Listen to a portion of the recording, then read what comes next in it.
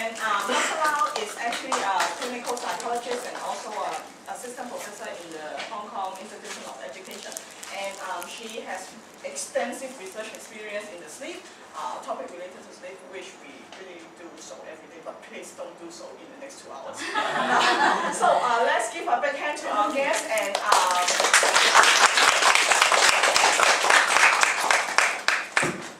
thank you very much. It's such a pleasure. I was talking about stress with Professor Sun and Bernard, so the word pressure came out of my mouth. It's a pleasure to be here, and I'm very glad to share with you some of my work that I've been doing the past since my doctoral years, so many years. I strategically scheduled this session. I requested this session to be at this time of the day because this is the time when you're most awake. So it's almost impossible that you can fall asleep. Unless if you're pretty sleep deprived, then there is such a possibility. So maybe first of all, I'll ask you, how many of you here slept less than 7 hours yesterday? Oh, poor you. A little less than half. Yeah, so 7 hours is the most updated recommended hour of sleep by the American Academy of Sleep Medicine. Of course, there's inter-individual differences as to your need of sleep. Some people think that, oh, I don't need that much sleep, and they tend to work themselves really hard or play really hard until late at night. But consistent research and clinical experience have told us that almost everyone, except for a small number of individuals, do need at least 7 hours of sleep. So I hope this talk would convince you of that, if nothing else, that sleep is important for yourself, even though you may or may not want to get into sleep as a research area. So first of all, I'd like to thank all of my collaborators. I'll be presenting a lot of the work that I've been doing, or I should say we have been doing, or they have been doing. And I'm just here today to present the results or the fruits of work from a large number of individuals from Hong Kong U, where I were for many years, CUHK, Macau University, Dalhousie University, my dear supervisor, Dr. Gail Leskis, and Dr. Ben Ruzek, and Poly U and Oxford University and the Catholic University of Milan. And of course, my dear students and research assistants over the years, and they have all contributed tremendously to the work that I will be presenting today. In particular, my 3 PhD students, Jackie Wen, Lawrence Wong, and Christy Lau, were really the people who did the research that I'll be talking about today. Okay, so do you guys know him? Yeah. He's running for the president of the United States, and I think a few months ago he said, don't sleep any more than you have to. I usually sleep about 4 hours per night. I just love this picture that my RA managed to find. It fits so well with what he was saying.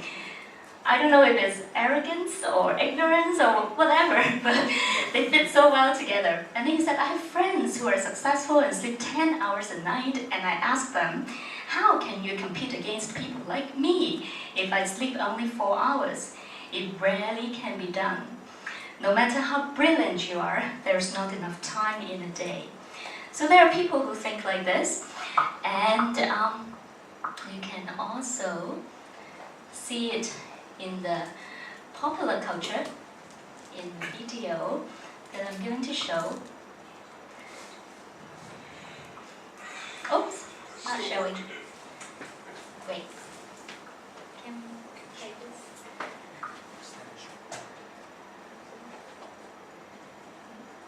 Oh,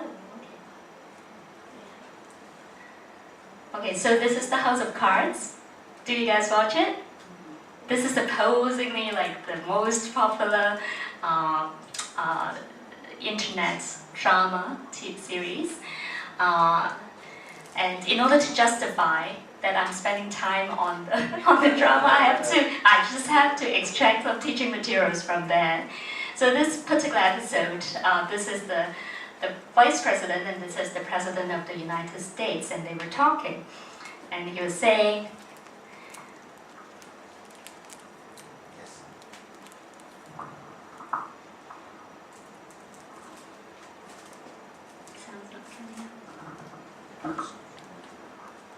anyhow, you can tell from the subtitles, I guess. So the president was really tired. The vice president told him to take a nap on the couch. But actually, that's what he really was thinking.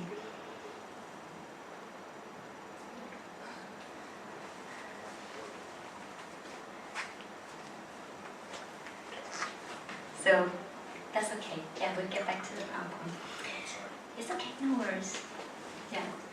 So he was saying that I always loathe the need of sleep. It's like death. It puts even the most powerful man lying down there doing nothing. Such a waste of time. Yeah. And that is not only the thoughts of individuals like the vice president as portrayed in the drama, or somebody like Donald Trump, who is a successful business person. But among many ordinary individuals like you, and in the past me as well, I did think that sleep was a waste of time and it's not that useful, and if I could sleep less, that would be so great.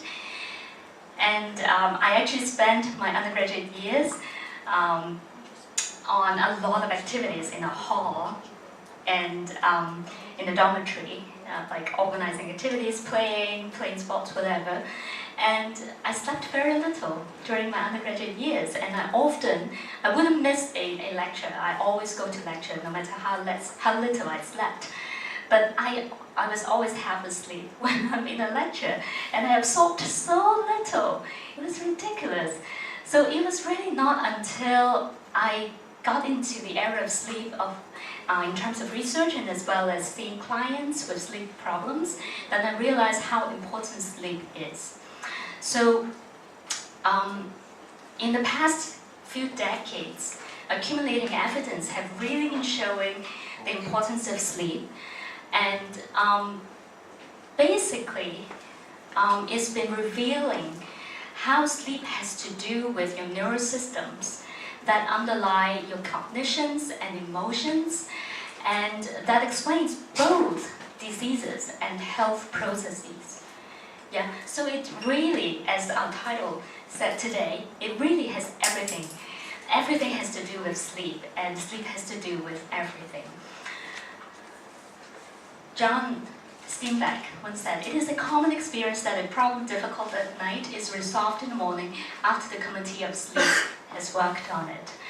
Of course, this is very vividly described, that there's a committee of sleep. And using this quote from John Steinbeck, a famous American author, a scientist, a Harvard psychologist, actually wrote a book titled The Committee of Sleep, talking about the amazing role of sleep playing in our creative processes. It talked about the stories of many creative individuals, artists, poets, and writers, how they got new insights, new ideas for their everyday problem after sleep. And it also talked about how that can apply to everyone, not just for people who are Nobel Prize winners, those that were described in the book.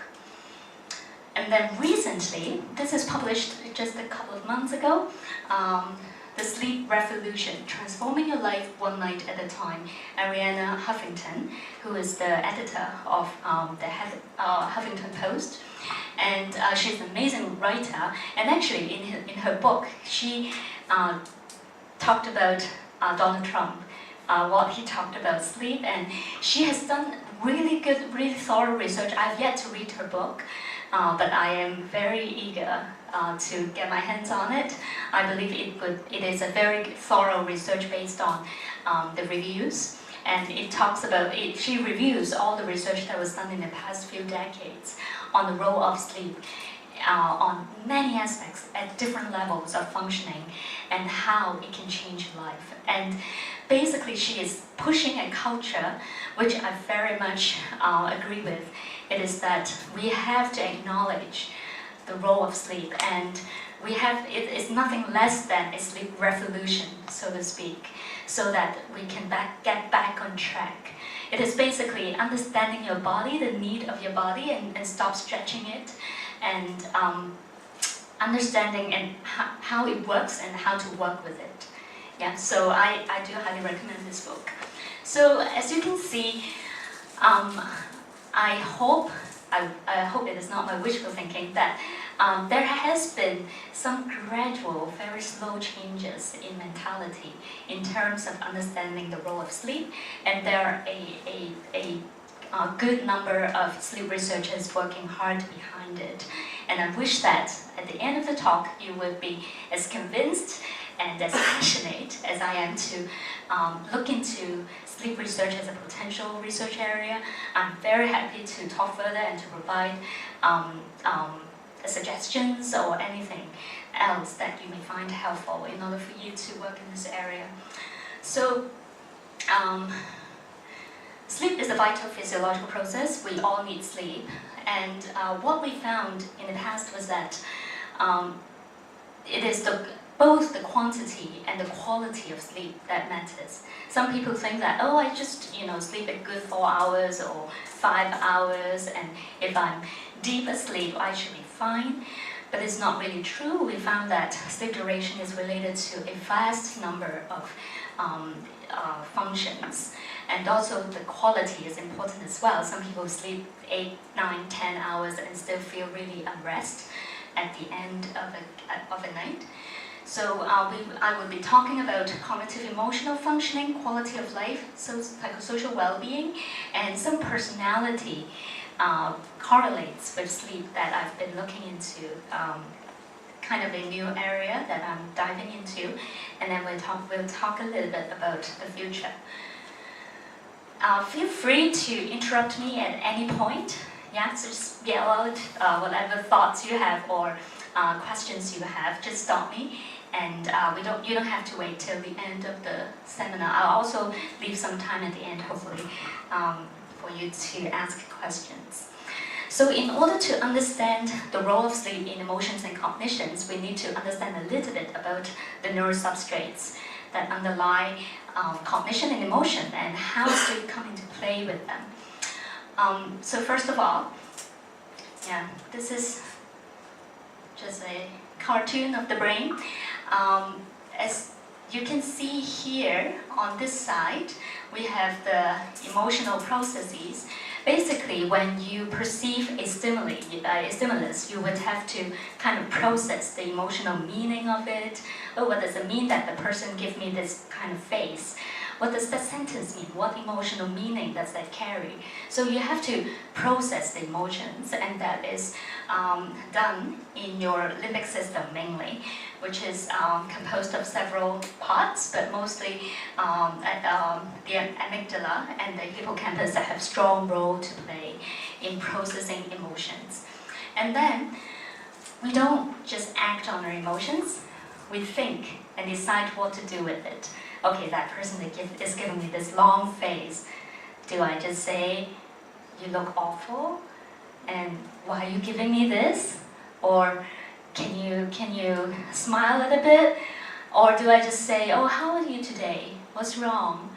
Or do I just ignore it for some reason? So you would decide what to do with the emotional stimuli that you perceived, right? And that is done in the prefrontal cortex here. Okay?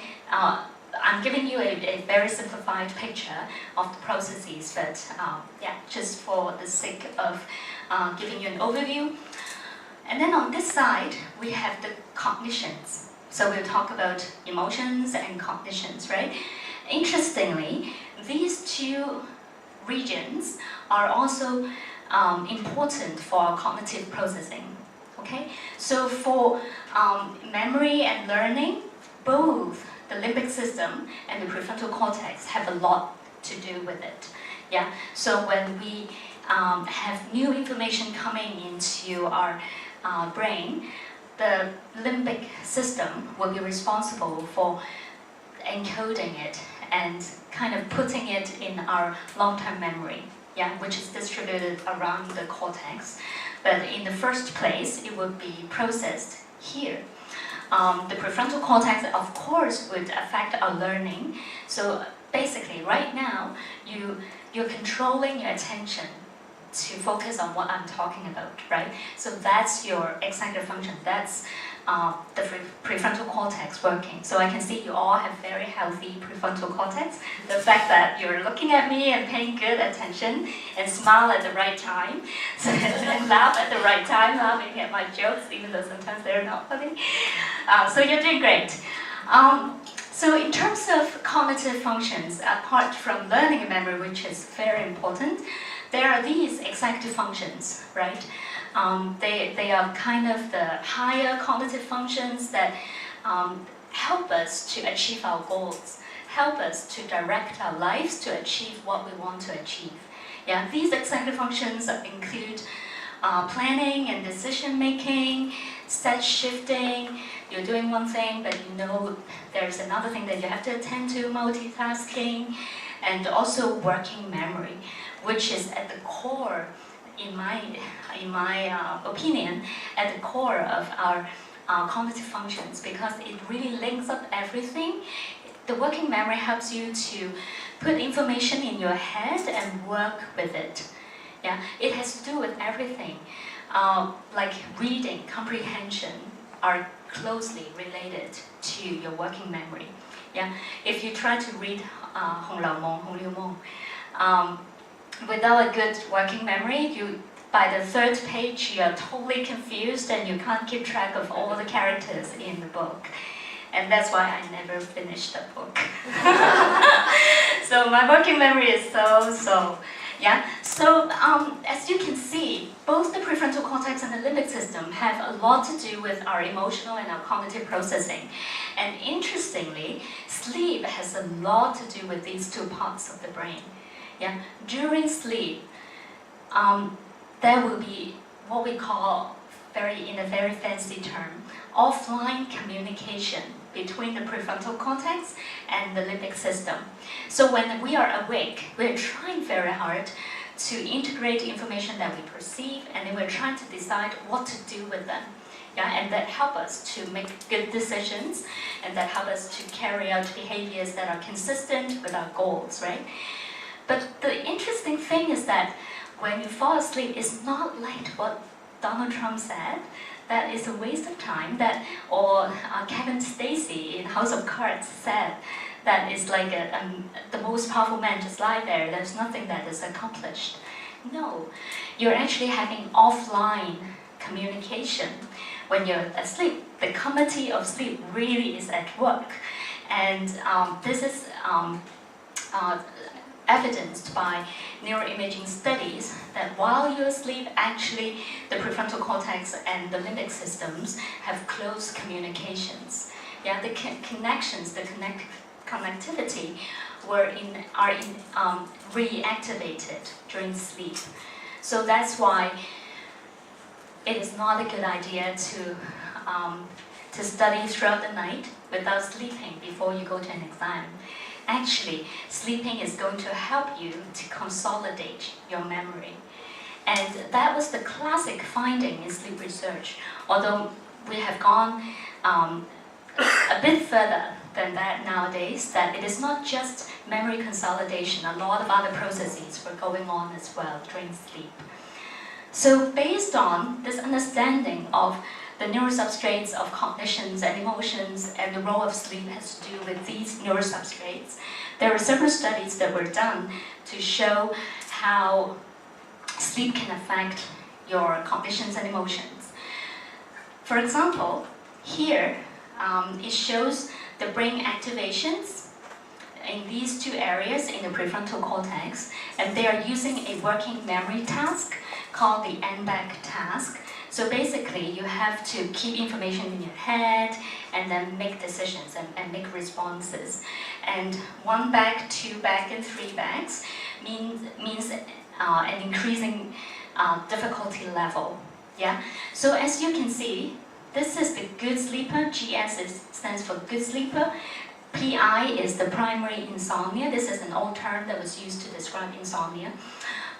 We can talk about that later. But basically, this is people with sleep difficulties, with insomnia. And these two graphs basically show you the same thing, just the two areas. But they basically show the same patterns. Yeah, so what do we see? It is that people with primary insomnia, it's interesting that the level of activation in the prefrontal cortex did not increase as much as the good sleepers as the task gets more difficult. Yeah. So, but the most interesting thing is not just that. It is that their behavioral performance was actually comparable. So this is kind of consistent with the complaints of individuals with insomnia. They say that, oh, my brain is like, it's not working. It's so slow, or I'm so tired, I couldn't really focus, and I felt like I was not functioning well. But they can still handle the task that they have in hand. So what it tells us is that they may not be able to mobilize their resources as well as a healthy individuals, as well as someone who is good in their sleep. Yeah. So as time goes on, if you have years and years of insomnia, then you would be suffering because you have to work much harder than other people to get things done. Yeah, so that can cause a lot of problems in the long run. But maybe in the short run, if you put a person with insomnia under neuropsychological testing, you may not see a significant difference, or they may not seem to be impaired. Yeah, but they feel the difficulty. It's like they have to work harder and they have to use more parts of their brain in order to accomplish the same task. Yeah, and this is another study about the altered activation of prefrontal cortex and the limbic system. And here you can see that these are all the prefrontal areas, and this is the amygdala, which is in the, which system? Limbic system, perfect. Yeah, I check if you're paying attention. It's a very good executive function that control the attention. So this is the ventral striatum, which we do not expect to see any differences. And what you see here was actually that when you're sleep deprived, when you don't sleep enough, as compared to rested individuals, you have less activation of your prefrontal cortex. However, in contrast, you have more activation of your amygdala. Yeah, and can you imagine how that would be like if you are under stress, if you are in an emotional situation, if somebody gets on your nose and says something nasty to you, how are you going to respond? If you are under this type of brain activations, that your prefrontal cortex is not as activated, which means that your cognitive control is diminished.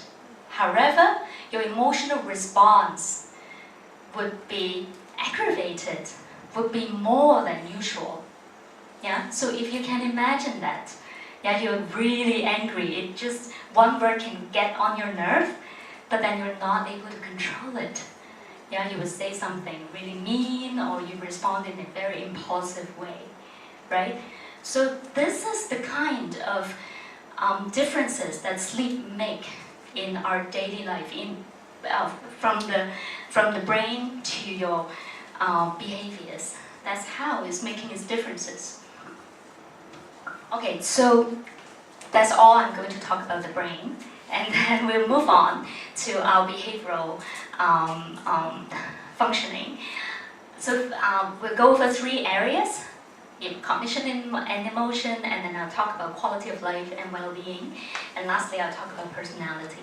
Okay, so let's get into cognition and emotions. What studies have been done to show the impact of sleep? So these are, this was my PhD work. I started my research formally on sleep during my PhD, and I was interested in the phenomenon, in the disorder called sleep apnea. So these are individuals with difficulty breathing during sleep. So they basically can stop breathing, or they have very little oxygen intake for many episodes during a night. The worst one that I've seen, he would stop breathing for 126 times. That number's just stuck in my head. 126 times every hour of sleep. So you can imagine, first of all, if you don't breathe, what happens?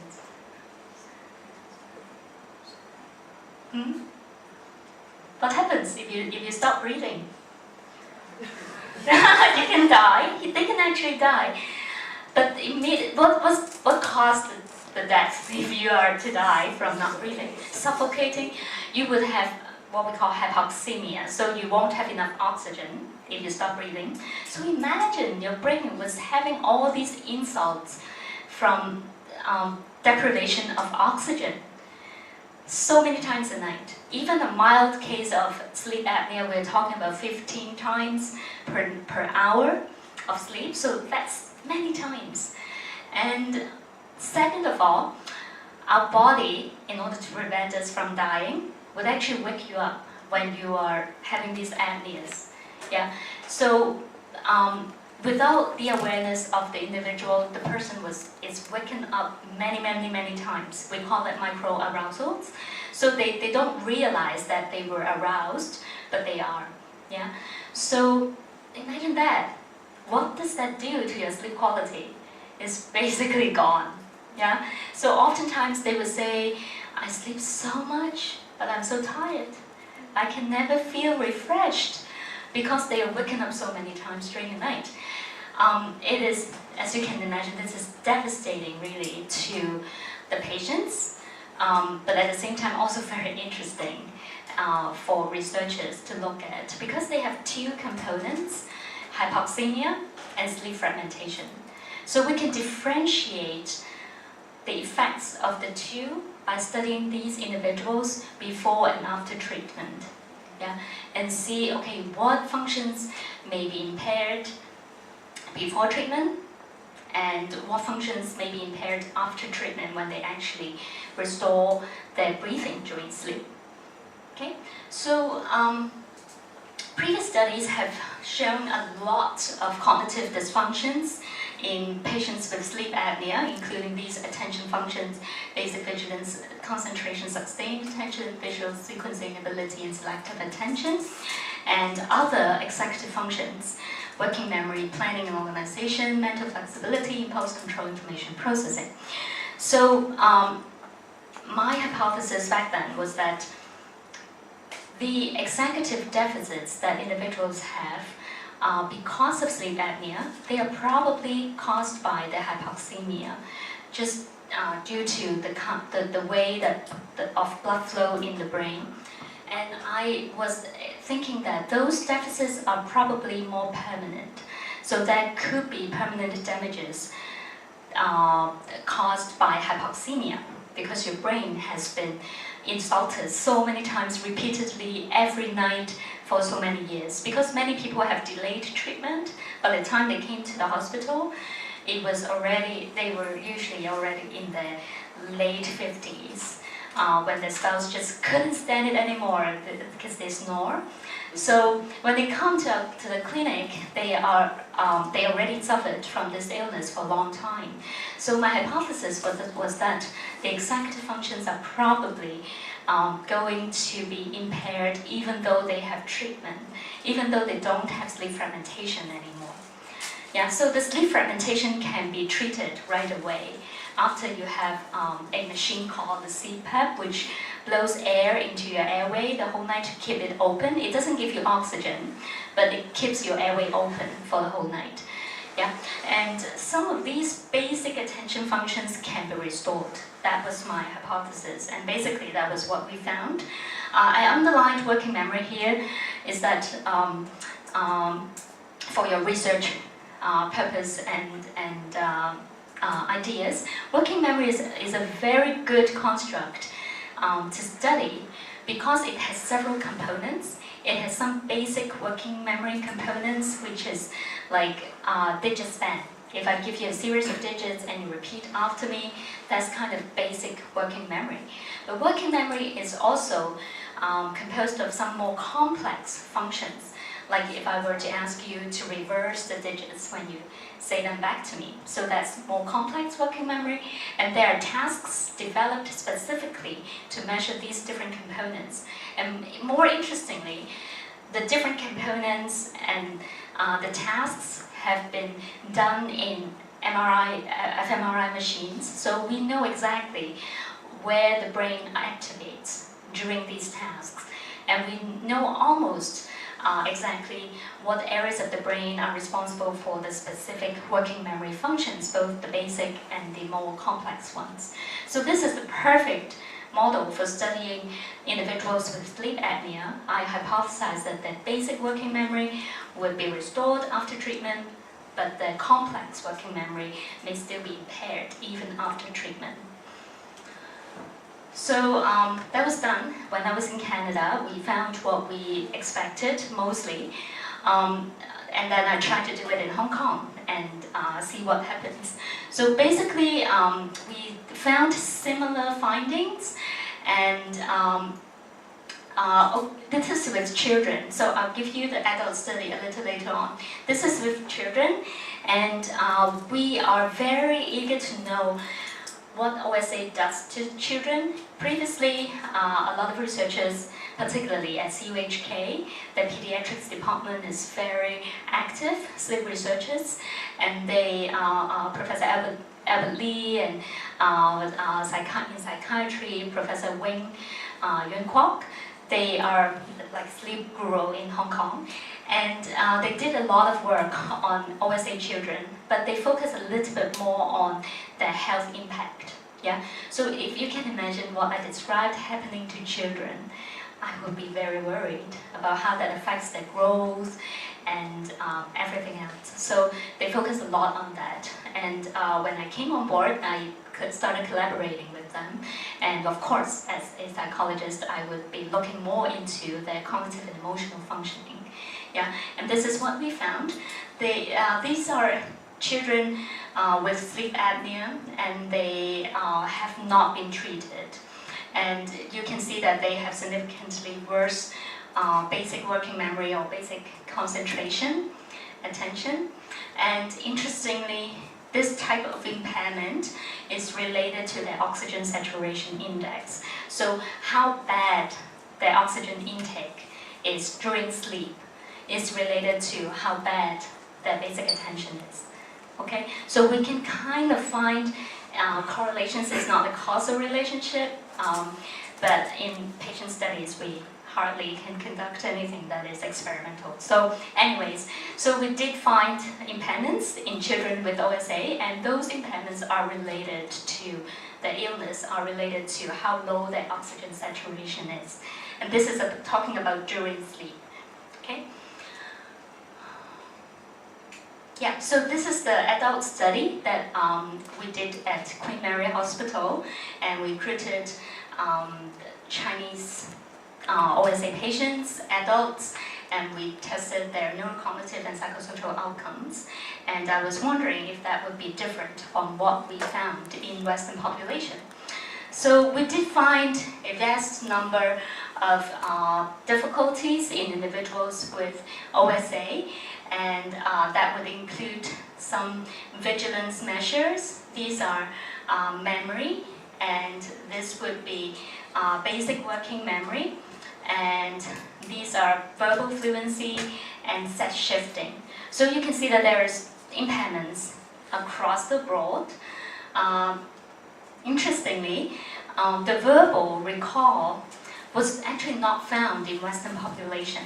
The verbal recall difficulty was not found in Western population and was only found in our Chinese study. Okay, so there are some distinct impairments, but at the same time, we did not find impairment in complex working memory in Chinese individuals, and also not as much executive dysfunctions in Chinese individuals compared to Western ones, and that we had different hypotheses regarding why that is so, but we don't have time to get into the detail, but I can tell you more if you're interested later on. Just very quickly. Yeah, sure. What's your hypothesis about the worsened verbal recall?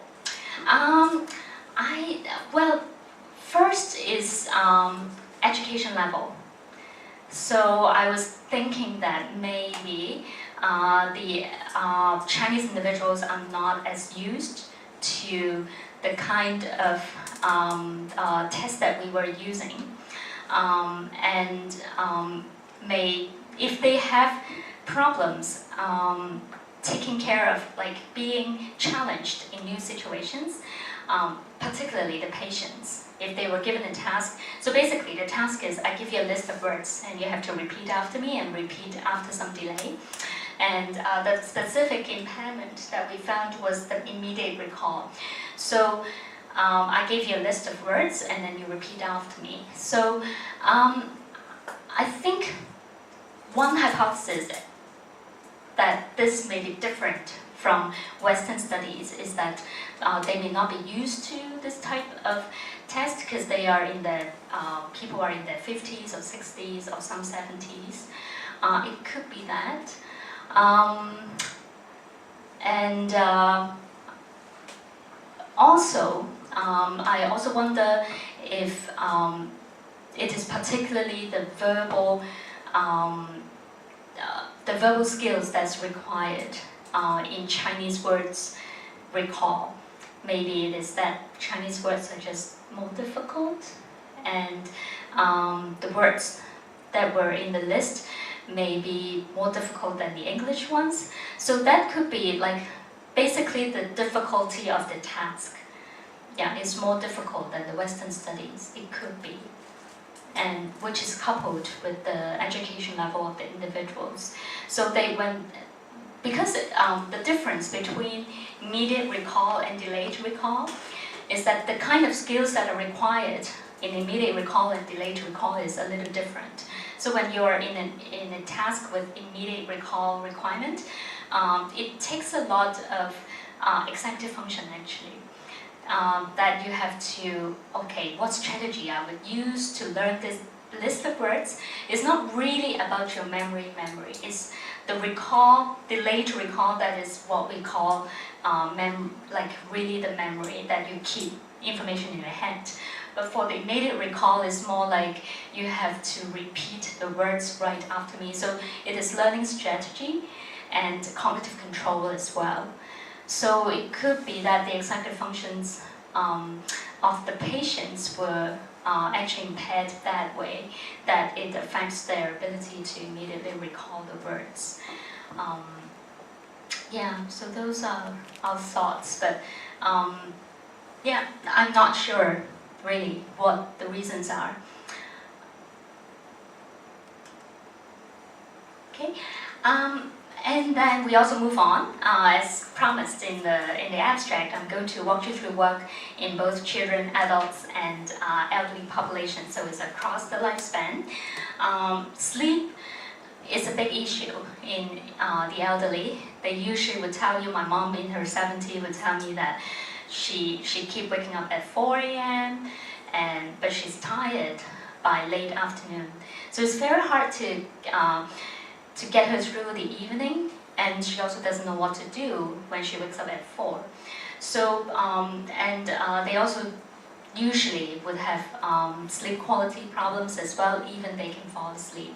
So we were interested in looking at how the elderly sleep and how that is related to their functions. We recruited some healthy young adults and some elderlies, and we compared the sleep based on questionnaires and neuropsych assessment. So what we found is that elderly sleep less. It takes them longer to fall asleep. Their sleep efficiency, that means the amount of time they actually is sleeping over the amount of time that they lie in bed, trying to sleep. Yeah. So if you immediately fall asleep when you get in bed and you wake up and then you get up, then your sleep efficiency will be very high. But if you spend long hours in bed and you're actually sleeping only 80% of the time, so that's your sleep efficiency, 80%. Okay? Mm-hmm. I want to ask, are these statistical based on self-report assessment or based on what kind of measures? Yes, good question. This particular study, let me think. Good question, because that is exactly the time when we introduced actigraphs, which is a watch-like instrument that you measure 24/7 that tracks your sleep-wake cycles. It is not the same as many of the machines that you can buy for less than $1,000 in the market now. Those are not valid measures. They don't work. So don't waste a few $100s on it. They don't work.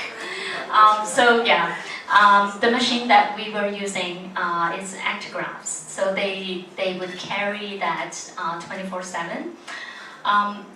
For this particular study, I think we did use the actigraphs for this study, and then we also measured the circadian preference. So this is your what we call a chronotype. So everybody has a certain preference of the time of the day when you are most awake and you feel like you're most able to do strenuous tasks, both physically and mentally. So although I talk about the fact that 11 a.m. to 1 p.m.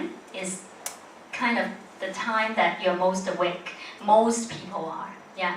So this is your circadian rhythm, but some people has a preference for the morning. They are morning birds, they are really happy and energetic in the morning. Some people are really feeling that they're ready to go in the evening.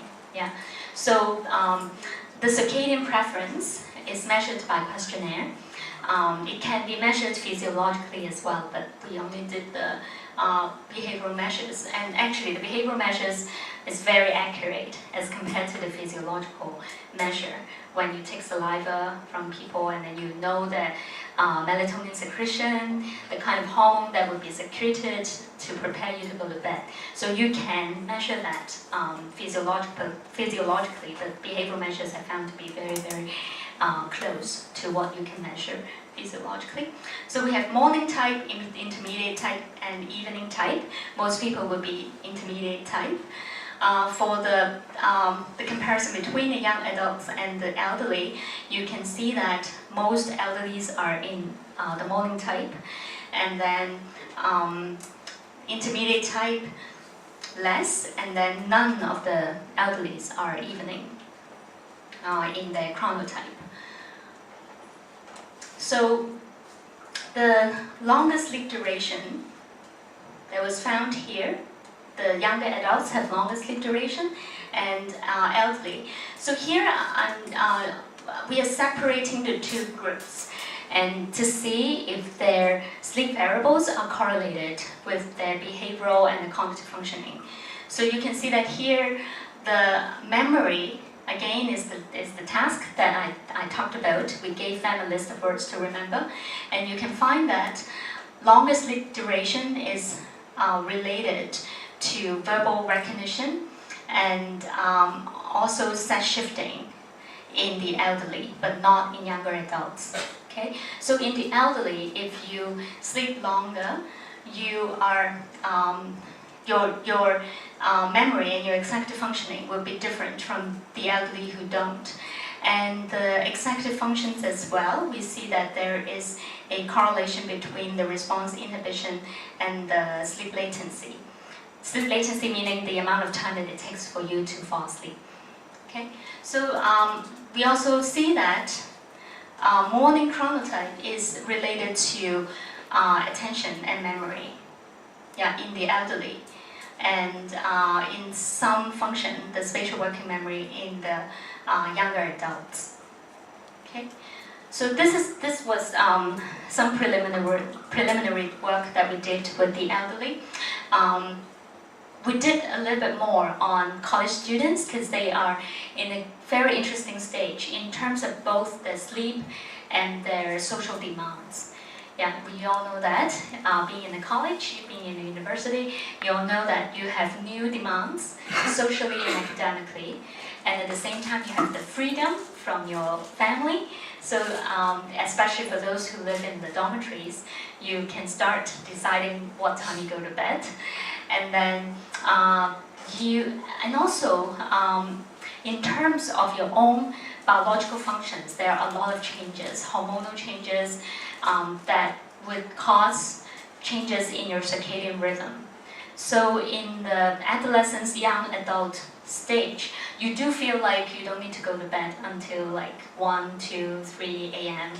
Yeah, and you can take a nap tomorrow and then you'll be all refreshed. So a lot of things change when you are in college or in that age, even in the community. And this is actually a very critical stage. And there can be a lot of problems resulting from the changes. And this is related to some recent work on sleep, depression, and suicides in young people. And I was in Taiwan in the sleep conference while the series of college students and young people suicides happened in Hong Kong. And I was deeply troubled by it and kept talking to people who work in adolescent psychiatry and who are also sleep researchers. And there has been actually quite some work done on the relationship between sleep and how that precipitates depression and suicide as well. So yeah, I can talk more afterwards, but this has been on my mind lately, how we can actually prevent suicides by promoting good sleep health. I think it is more effective and more preventive than we identify high-risk individuals who already show depressive symptoms.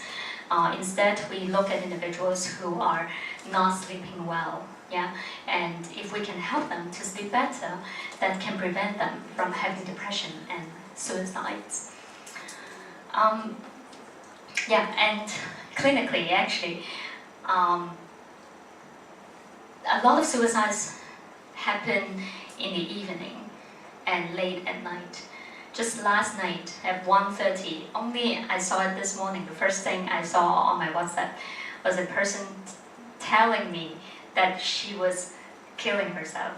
She was going to kill herself last night at 1:30 and I was asleep, I didn't know. So this morning I was frantically trying to reach her and call many people trying to resolve the situation, and thank God that she's okay. And yeah, so I think it is when it's late at night, when you couldn't sleep, then you would start thinking about what life is all about, what am I doing, am I useless, why am I still lingering on, should I just end it all? Yeah. So yeah, that's a bit of a sidetrack, but sleep really has to do with everything. So back to academic performance. Poor sleep quality and extreme evening chronotype. As you can see previously, a lot of adults are evening type, but if you have extreme eveningness, meaning that you really, your sleep-wake schedule is really delayed, we call it a phase delayed, then it predicts a lot of negative outcomes. And it's associated with compromised executive function and problem solving. Problem solving is very important.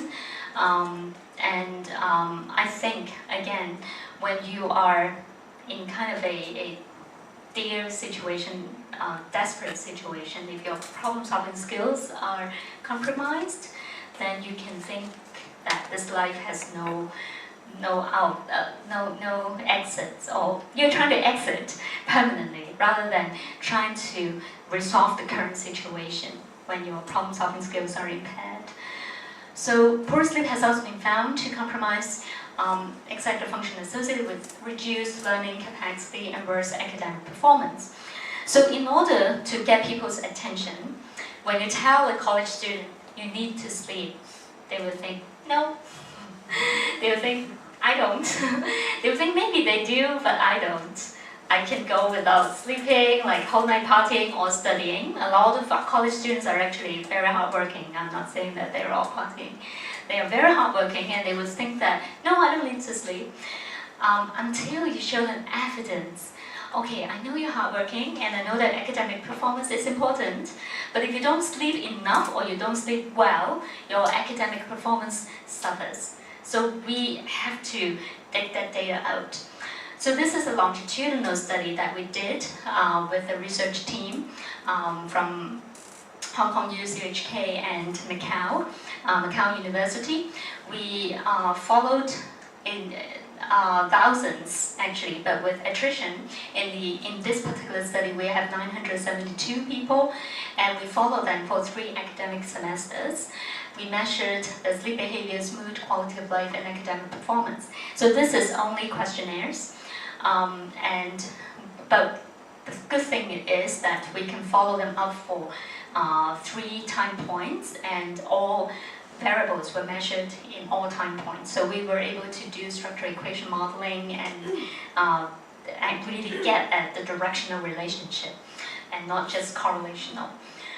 So what we found was that your grade point average, your GPA, is indeed predicted by your sleep duration during school days. We have to separate the two because there is a huge discrepancy between school days and weekend sleep duration, as you would all know. But just for your information, for those of you who have a huge discrepancy, we're talking about like more than an hour of discrepancy between school day and weekend sleep duration. It's not a good idea. Do not think that I can just compensate during the weekends. This discrepancy is actually the very thing that predicts a lot of bad outcomes. Yeah, and it actually shows how much sleep that you owe. It's a sleep debt. We call it a sleep debt. You actually owe that much of sleep that you have to sleep in during the weekends, and it sets you off at a very bad course. It actually gives you like an artificial jet lag over the weekend. It's like you've flown to somewhere else and then you flew back, and then you have to adjust to this new time zone all over again on Monday. Yeah, so if you realize that, I've been doing that a lot and I thought that was okay, it's not a good idea. So try to I talk about the 7 hours of sleep that everybody needs. It has to be done every day. Yeah, you can't accumulate that. Yeah, you can't save, okay, I'll sleep 10 hours today and then tomorrow I'll sleep less. You can't do that. Yeah, so your school day sleep duration would predict grade point average, and even with your study effort controlled. Yeah, we control the study effort, and that means we already take into account your study effort, and it means that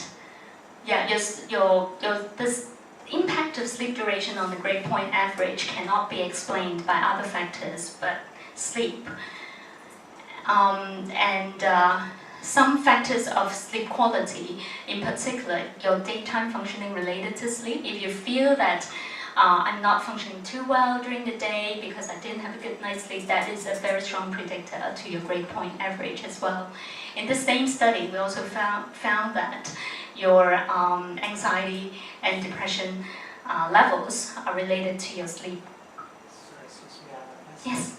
I have two questions. The first question is, so intuitively, I found some confoundings. I just doubted whether they are confoundings. For example, achievement emotions. did you control achievement emotions? For example, for those who to aim high, Right. for some of my friends aim high, so they would like to burn midnight oil in Right. order to aim Yeah. high. And the result is they can actually realize the result. They can actually get a very good GPA. And then the second question is, which is related to your last point, so it should be the correlate between the personality traits and sleeping quality or the sleep. Because if someone is very neurotic, I can foresee that, or I hypothesize that someone who is very neurotic may suffer from sleeping disorder. So that's what I think, and I will. Yeah, very good idea. You're ahead of me. So later on in my presentation, I would actually talk about neuroticism and sleep, so I can address that question later on. But your idea about the achievement motivation, that's a good idea too. I don't think this is something that we should control. Maybe it is something that can be used as a mediator or a cause to sleep duration, short sleep duration. So why people sleep so little? Maybe they wanted to achieve so much.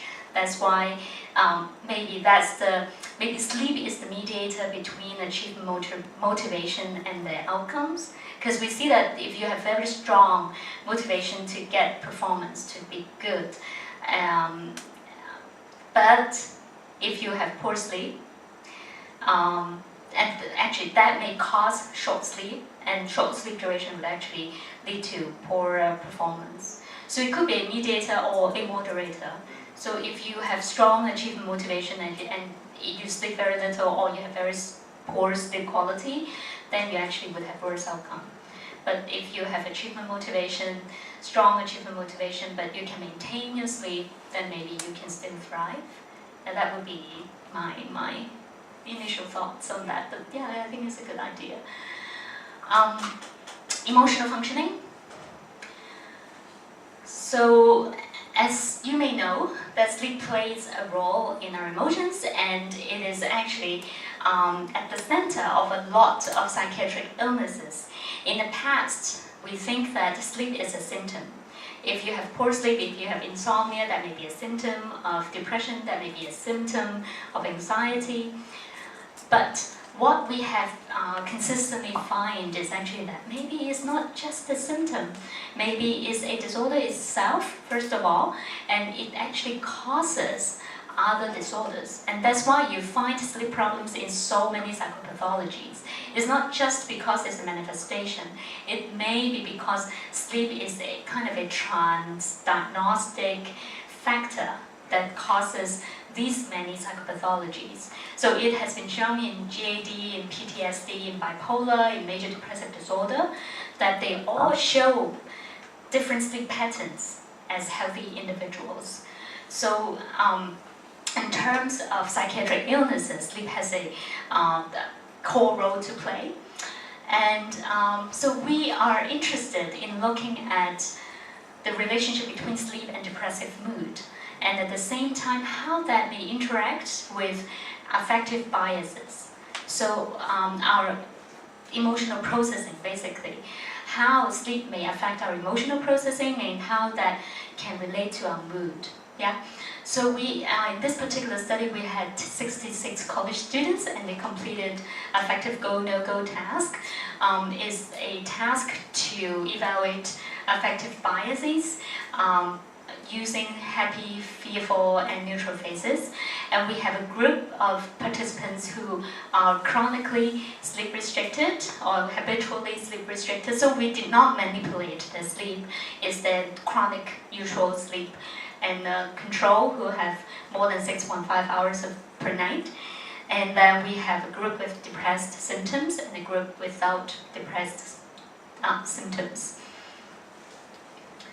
So this is the results, and the omission rate shown here are for happy target phases. What you can see here, this is the sleep-satiated group, meaning that they sleep more than 6.5 hours. This is the sleep-restricted group. And we found that only sleep-restricted and depressed individuals made significantly more omission errors for happy faces but not fearful or neutral faces. So basically here you can see, sorry we forgot to put in the labels for depressed and non-depressed, but basically this group, so darker bars are the depressed group, and they show significantly more omission errors for happy faces than all the other three groups.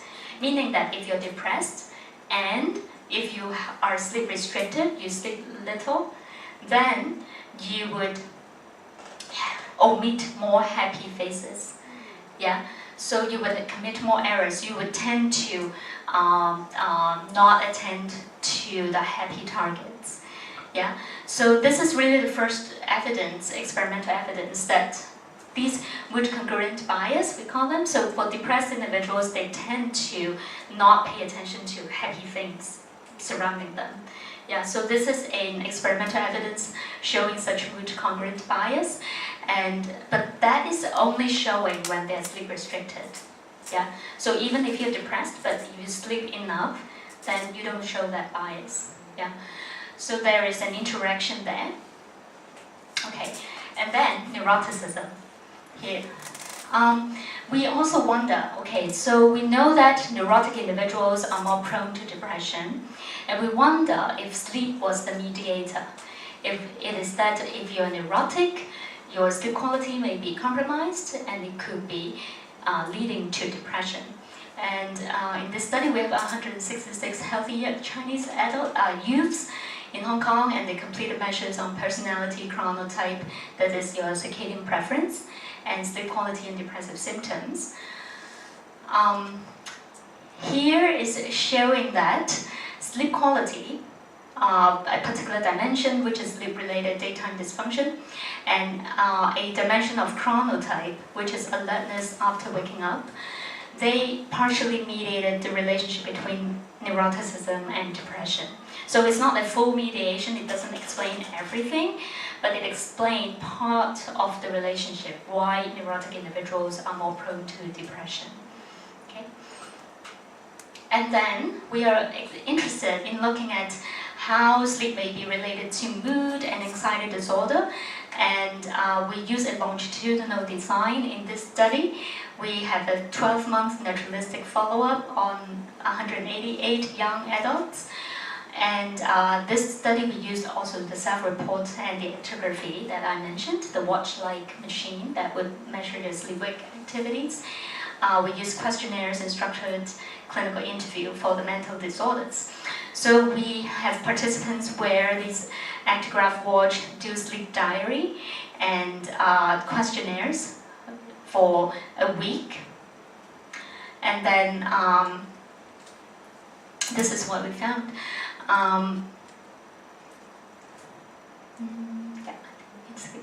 So basically, this is the control group, this is the depressed group, this is the anxiety group, this is the mixed, so anxiety and depression.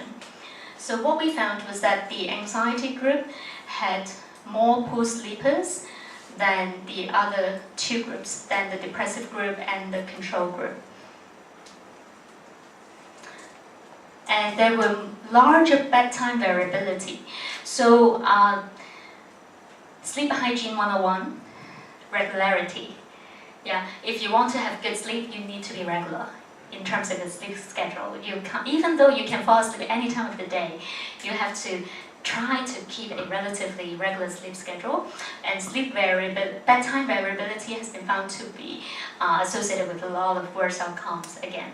So in this particular study, we found that the anxiety group and the depression group, they both had larger bedtime variability than the healthy controls.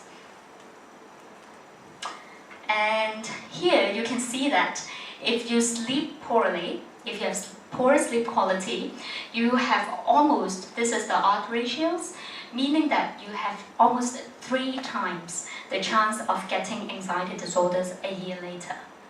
Okay? And here, if you have poor sleep quality, it has 5.7 times of chances of getting depressive disorder a year later. Yeah, this is quite something. And it actually, we have already controlled your baseline depressive mood and anxiety mood, anxious symptoms. Yeah, so this is powerful, and this is clearly telling us that it is sleep that drives your emotional functioning. Yeah, it is important to sleep well. So in conclusion, for this part, I need to speed up. I know, I still have 2 parts to go.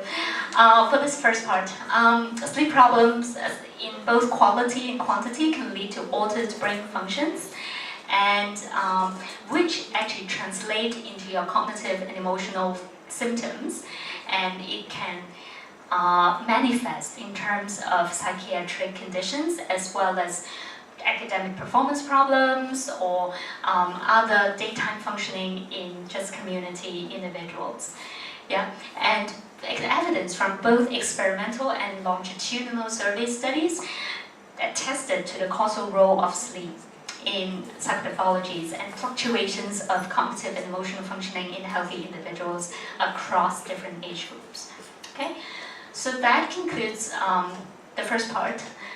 The question is, okay, we know that sleep is important, so what do we do with it? Do we tell people to sleep earlier?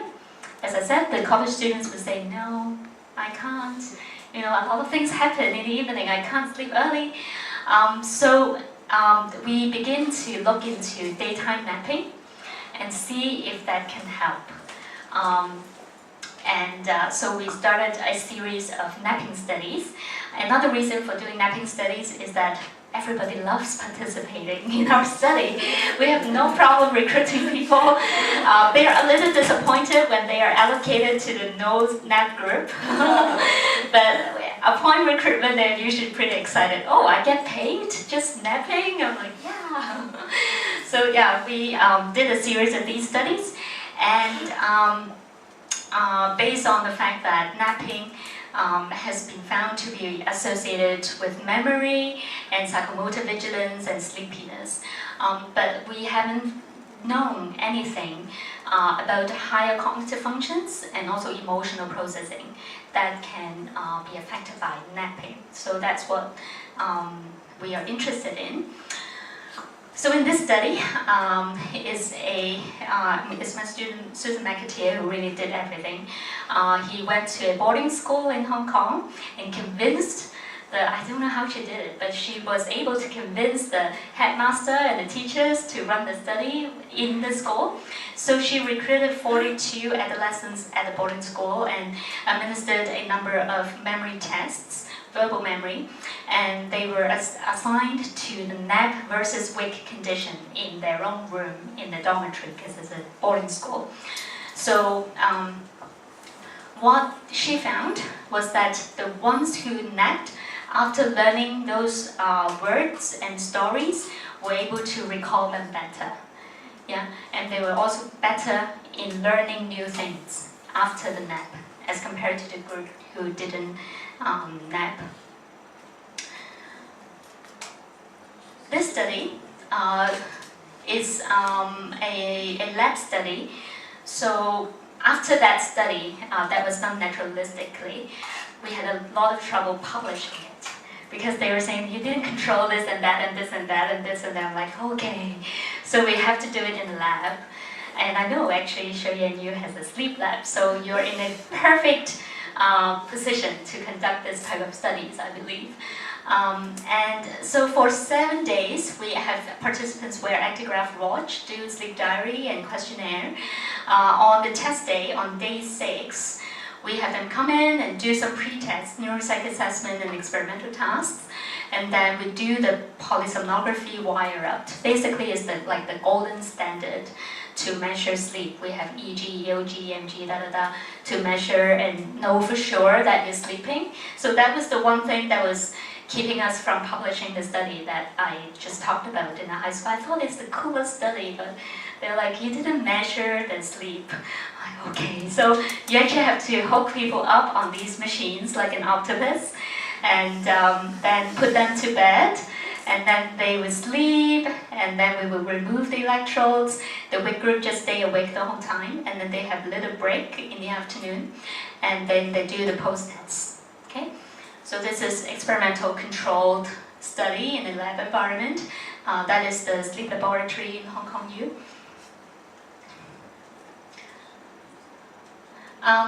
Yeah, so that's what we found. I'm really interested in working memory, so that was the first thing that I wanted to look into. We were wondering, okay, if their working memory would change after napping, and we found that, of course, people who nap would have a better working memory compared to before the condition manipulation. And we did the 2-back task, the M-back task that I talked about. So, yeah, for the sake of time, I'm not going into that, but we can talk further. So basically, they have better working memory, and the interesting thing is, it is correlated with the rapid eye movement sleep stage. So because we have that octopus thingy, the PSG, we know exactly how much when they fall into sleep and fall into different stages of sleep. And we can see that they are in REM sleep for how long. And we found an association between the changes in the 2-back task performance, the improvement, and the REM sleep duration. Yeah. So it seems that working memory is really related to sleep, and particularly to a certain stage of sleep, the REM sleep. Inhibitory control, we also look at. So in this study, is the go, no-go task. Again, so if they see a fearful face, they have to press a button. If it's not, then they don't press a button. If it's like a not fearful face, then they do not press a button. And it's a measure of the inhibitory control. Again, we found that the inhibitory control is associated with napping, and in particular, the REM latency. So when do they get into REM is correlated to the inhibitory control. Another executive function is the planning and problem-solving ability, the Tower of London test, if you have heard about it. So basically, these are the stacks that they saw in the beginning, and they have to use the least number of moves in order to make it look like that. Okay, so it involves planning and problem-solving. Yeah, they can't just randomly move the pegs. They have to use the least number of steps. And we found that the nap group, on average, take less step after nap than the wake group in reaching these final positions. And then emotional processing, which is an area that I'm fascinated about, in addition to the cognitive processing. So we use these eyes to understand how people encode memory information that has emotional valence, that has emotional meaning. Like these eyes tell you some sort of emotions, and we modify the eyes test, and we have a recognition phase that is incidental. So we didn't tell them that you have to remember these eyes. And after the manipulation, nap or no nap, we actually ask them, have you seen these before? So they have to tell us if they have seen these eyes or not. And this is a lot of information here, but basically what you can see is that the depressed individuals who stayed awake, who didn't go on a nap, they would make more errors in recognizing negative information characterized by increased false alarm. So they would say that I have seen these eyes, and those eyes are negative eyes, like eyes showing negative information. And the depressed individuals who did not go on a nap are more inclined to say I've seen them, even though they didn't. Yeah, so these are the kind of biases that they make if they were staying awake, and only in the depressed group. A question often come up in napping studies is that, okay, great, you have all these benefits, napping. Of course we know that, but how about, would that affect the nighttime sleep? So that is a huge question and a valid question. And so we, if you remember, we have people wear those actigraphs as well as doing the sleep diary on day 7 as well. after the experimental day. So when they come back, return the actigraphs and their sleep diary, we were able to see if their sleep on day 7 and day 6, basically, after the experiments, would their sleep change at the night time in any way. And we found that there is no difference between the nap and the wake group on the self-reported and objectively measured sleep duration and quality after the experimental manipulation. Okay, so I remember having been working in sleep for a number of years, and whenever people see me, I tell them I'm a sleep researcher and I'm interested in sleep, and they would say, "Oh, insomnia, right? You're working on insomnia." I'm like, "No, I haven't actually worked in insomnia, except for clinically, I do. But I haven't done any research on insomnia because I thought a lot of people are doing that, and I'm more interested in healthy individuals, and I want to do it. I want the impact to reach people who don't have sleep disorders as well." But it has come to a point where I realized that even in insomnia, we don't exactly know how the sleep affect them. Yeah, so I started to get interested in insomnia as well. And in this particular study, we're interested in the relationship between napping, insomnia, and effective functioning in college students. And we use an emotion recognition task, pretty similar to what you've seen. Basically, we give them pictures of faces with different emotions, and they have to rate the emotions. So what we found is that the individuals with insomnia, they actually have heightened intensity ratings for moderately negative faces. And this is what you can see. So their rating is intensified for fearful, sad, and negative faces, so they're all negative faces. And what does nap do to them? A daytime nap can modulate the emotional perception by enhancing intensity ratings for happy faces and reduce the ratings for angry faces in both individuals with or without insomnia. So it seems that the benefits of napping on emotional processing does not only apply to healthy individuals without insomnia, it also applies to individuals with insomnia. Yeah, of course, there's always issues with people with insomnia to go on a nap. Yeah, we all know that. And as a clinician, I routinely would tell people not to go on a nap if they have insomnia. But I'm starting to have some second thoughts. It really depends on how the insomnia is like and how do they nap. So of course I won't go about just suggesting, oh, if you have insomnia, just nap during the day, because that can really worsen the insomnia. But I think we can look into that issue in further details and know how to perhaps make use of it, at least consider the possibility of insomnia, of napping, helping individuals with insomnia in terms of the emotional processing. But further work needs to be done. Okay, so we found that at least for a nap less than 90 minutes, this is kind of long, you may think. But for college students, they can nap. So this 90 minutes is only for young adults, particularly college students. They can really nap. And we found that if they nap less than 90 minutes before 5 p.m., it has benefits on cognitive and affective functions and is not related to the nighttime sleep behaviors. It does not affect the nighttime sleep. And these beneficial effects have been shown in healthy, depressed, and insomniacs among college students, and but I have to be cautious in generalizing these findings, and further studies are really needed. So I would really like to see more research being done in sleep.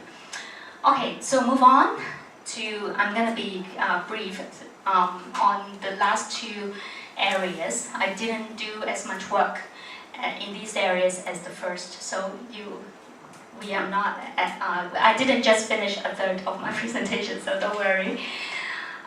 Sleep, quality of life, and well-being. I was very fortunate to have the chance to work with Sophia Chen from Hong Kong U Medicine. She's a neurologist, and working with the pediatrics population, and she was very interested in looking at DMD, Duchenne muscular dystrophy, and the quality of life. So as a sleep researcher, I'm always like, we have to include some sleep measures. So I got this chance to study sleep and well-being in children with DMD. It's the most common genetically caused neuromuscular disorder, and it is a very, very debilitating illness. A lot of them died around adolescent or even late early mid-adulthood. Yeah, so we're interested in looking at the psychosocial functioning and the sleep quality. In previous Western patient studies, no study have really looked into the sleep quality and how it may relate to the quality of life. So in this study, it's a small-scale study because it's not a very common disorder, fortunately. Actually, in the whole of Hong Kong, I think there may be less than 100 individuals with this illness. So we have recruited some, but not all of them. I did propose a territory-wide study in a grant, but it was not funded, so I couldn't carry out the territory-wide study. This was a study that was done in Duchess of Kent Children's Hospital and Kwong Wah. So we have recruited exactly these number of individuals in each age group and one parent for each child. We have recruited age-matched controls from the community with the parent as well. And this is what we found. These are the 3 age groups and the quality of life measures that we used. You will see a quite different pattern when we look at the child self-report. So these are the child self-report. And you can see that, yeah, they have some problems in terms of the general quality of life, health-related quality of life, and in terms of their psychosocial and social and school functioning, mostly in this age group, 8 to 12. The 5 to 7-year-old feels that they are fine. They don't perceive that they have worse quality of life than their counterparts, their healthy counterparts, while the older, slightly older children, they do not perceive any psychosocial health issues or any social functioning problems. This is what I'm talking about, the difference between parents' perception and the children's perception. So you can see that it's basically yes, yes, yes, yes, yes. Yeah, they are very worried, as you can tell. From the perspective of the parent, they feel that the children are not doing well in terms of their health-related quality of life. And of course, about sleep and the quality of life, we found that the daytime sleepiness is related to psychosocial health, emotional functioning, and social functioning, even for the child report. And the parent reports show that there was a significant correlation between sleep onset delay and social functioning.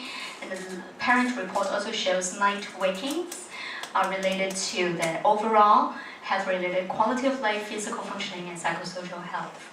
Okay, so we do see a correlation between sleep and the quality of life in individuals with this debilitating illness. Lastly, sleep and personality. So this study, we followed 987 Chinese working adults over 3 time points spanning 19 months. And we measure their sleep and their personality construct of optimism, which has been related to a lot of psychosocial outcomes. And also we wonder if depressive mood can mediate the relationship. So what we found in this longitudinal study is that there is a bidirectional causality between optimism and sleep. So it's not just talking about a correlation. We're saying that there's a causal relationship from sleep to optimism. If you sleep better, you feel that everything is going to be fine. You're going to be more optimistic. And it also goes the other way around. if you are an optimistic person, you will sleep better. Yeah, so it goes both ways, although I can also phrase it negatively. So if you're a pessimistic person, you're thinking that, no, tonight I'm not going to sleep well, I'm just going to, have poor sleep again. And also, if you have poor sleep, you are more prone to feeling pessimistic about life. Yeah, and then we look at the mediation, and we found that optimism causes depressive mood. If you're pessimistic, you are depressed. And that causes sleep quality problems. So this is a full mediation, meaning that all the effects of optimism to sleep was mediated by depressive mood. However, for the relationship from sleep quality to optimism is only a partial mediation. So you do not sleep well, you're feeling blue, you have a negative mood, that would cause pessimism, but it doesn't explain everything. So there's something about sleep that would cause optimism that is not accounted for by the depressive mood. My ideas are that it could be that sleep is a biological phenomenon as well, so it can have other avenues that would be related to your personality and your pessimism. And also, sleep can affect your cognitive functions, and if you're not functioning well, that would cause you to feel pessimistic as well. Yeah. So there are other ways in which sleep can affect optimism. It's not only because you are depressed. I'm also interested in forgivingness. It's a topic, and I was wondering if sleep quality is associated with the readiness to forgive. And I was theorizing that if you don't sleep well, then first you're not able to think straight, and you have a bad mood, and you're less likely to forgive others, and you'll be more agitated and easily irritable. Sounds reasonable to you? Unfortunately, we didn't find that. So we did find a correlation. Yeah. So people who don't sleep well, they are less forgiving. They are not as ready to forgive as a trait, as a personality trait. However, we did not find the causal relationship. So there may be a third factor that is affecting both, or we don't know what the third factor is. But there is a correlation, but not a causal relationship when we use cross-linked design to detect causal relationship. So I figure I need to show you something that is non-significant in order to know that this is real life. So I hope that I have shown you the role of sleep through both experimental and longitudinal studies. The role of sleep in cognition, emotion, well-being, and psychological functioning in both healthy and disordered individuals across the lifespan. And really everything can be related to sleep.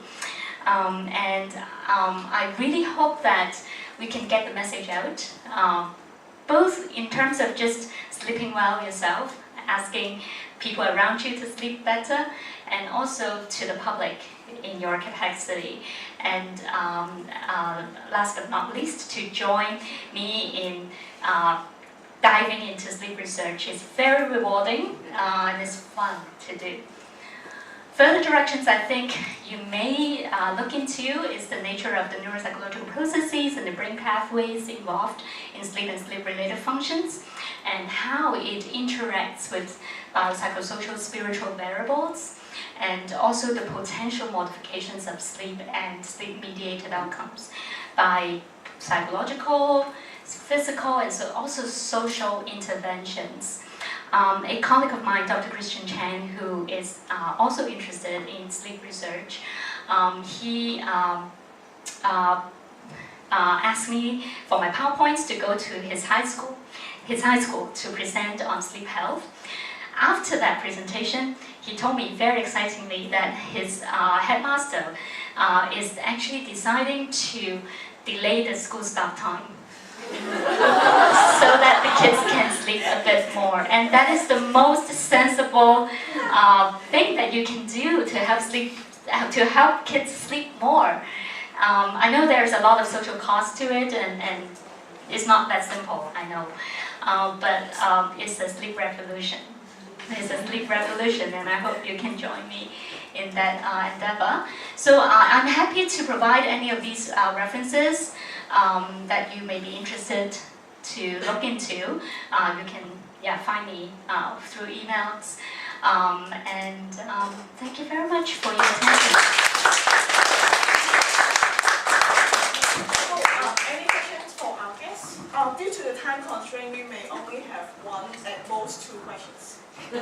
I'll stick around afterwards. So so if you have any questions, I'm happy to answer.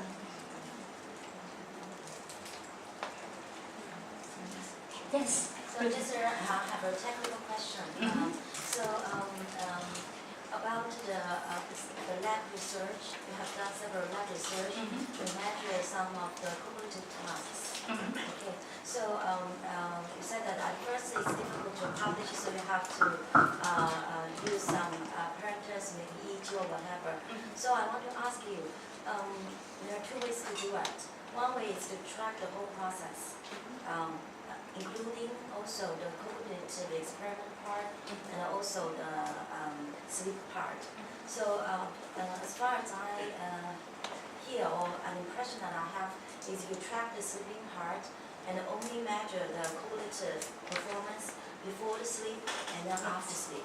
Yeah. Is that the case? Yes. Okay. Yeah. Although we are starting some EEG studies as well, ERP studies, so they may wear the EEG, not the whole polysomnography, because the polysomnography would include measures of your muscle movement, your heart, and your eye movements. Yes. So in actual experiments, you can have people with EEG hookup, to measure the brainwaves during the tasks as well. Yeah. And for the follow-up question is, if you only measure the sleeping part, so what are the major parameters you are measuring? Good question. Yeah. I want to know if we want to do something. Yeah. So you can measure basically sleep duration.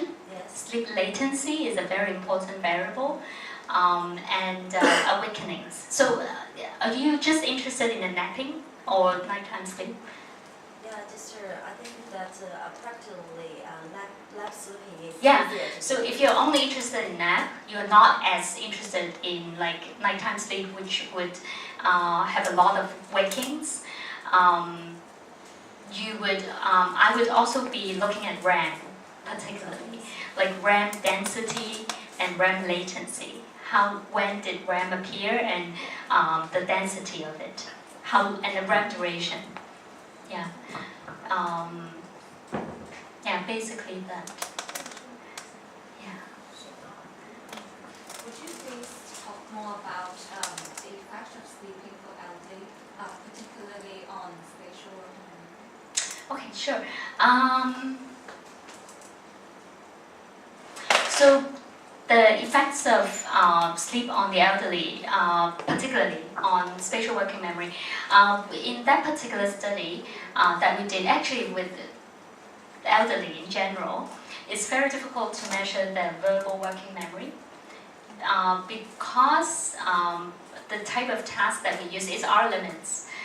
That we usually use the NBAC, and we usually use the computer version of NBAC, and it's they have to know the alphabets, in order to do the verbal part.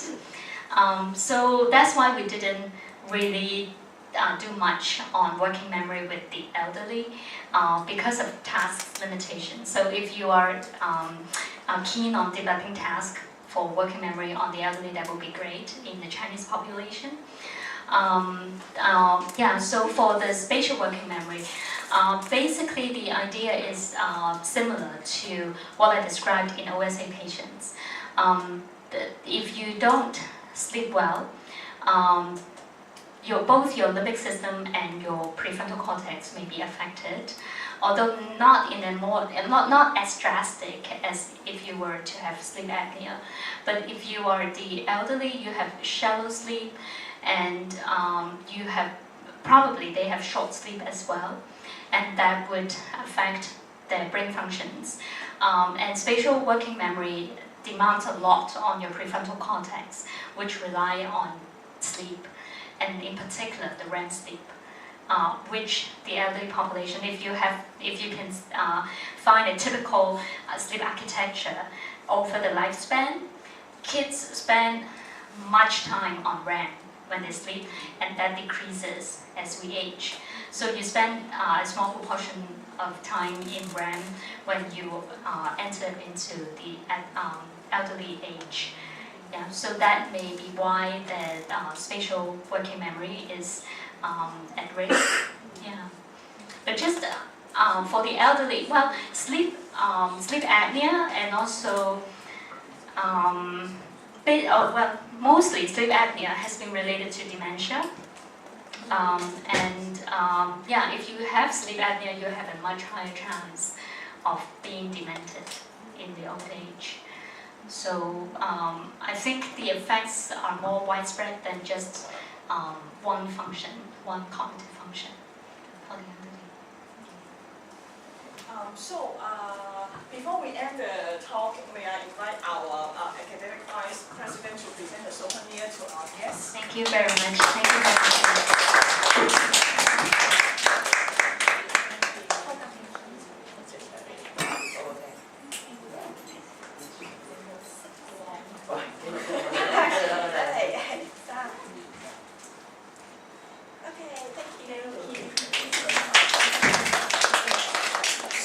One last note, in your folder you will find one response sheet. It would be highly appreciated if you can fill it out and give it back to us to let us know your feedback about this talk. And once again, thank you for coming. And thanks our guests for sharing with us the so interesting and inspiring talk. Thank you.